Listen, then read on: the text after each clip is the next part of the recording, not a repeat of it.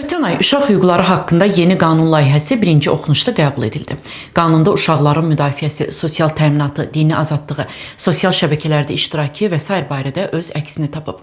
Uşaq hüquqları ilə bağlı qanun ilk dəfə 1998-ci ildə qəbul olunub və o qanunda hüquqları pozulan uşaqlara nəzarət və icraat sistemi nəzərdə tutulmamışdı. Hüquqşünas Fariz Namazlı deyir ki, yeni qəbul edilən qanun əvvəlkinə baxanda daha genişdir. Dövlət strukturlarının nəzarət mexanizmi də daha ətraflı göstərilib. Lakin qanunun necə icra olunacağını demək çətindir. Müəyyən məhdudlaşdırmalar da var. Məsələn, uşaqların vicdan azadlığının həyata keçirilməsində üstünlük dövlət qurumlarına verilir. Yəni, dövlət müəyyən hallarda uşaqların dini etiqad azadlığına məhdudiyyət qoya bilər və bu da həmin layihədə nəzərdə tutulub. Eyni zamanda sosial təminat sahəsində də bütün uşaqlar üçün güzəştlər nəzərdə tutulmur. Yəni, ayrı-ayrı kateqoriyadan olan uşaqlar üçün sosial yardımın verilməsi nəzərdə tutulur. Yəni, bu cəmiyyətdə həmişə müzakirə gedən uşaq pulu adlı yardımın verilməsi bu layihədə nəzərdə tutulmur.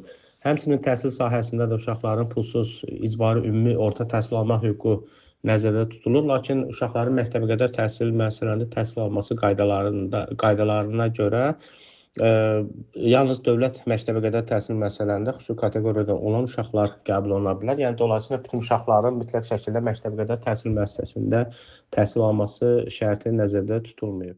Qanunda uşaqların internetin zərərli mühitindən qorunması ilə bağlı öhdəliklər qoyulub ki, belə hallar baş verdiyində dövlət qurumuna mütləq məlumat verilməlidir.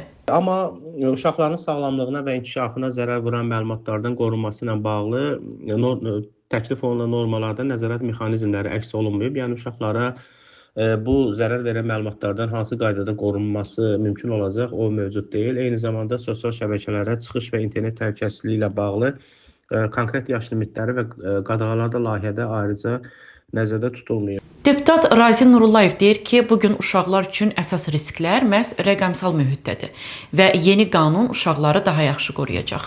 Uşaqların zərərli vərdişlərin təşviqindən qorunması, onlayn zorakılığa qarşı aydın hüquqi mexanizmlərin yaradılması və yaş verifikasiyasının real tətbiqi artıq zərurətə çevrilib. Bu qanun çox düzgün başlanğıcdır, amma son nöqtə deyil təbii ki. Hesab edirəm ki, uşaq hüquqları ilə əlaqədar digər qanunlara dəyişiklik paketinin hazırlanması istiqamətində sistemli iş aparılacaq.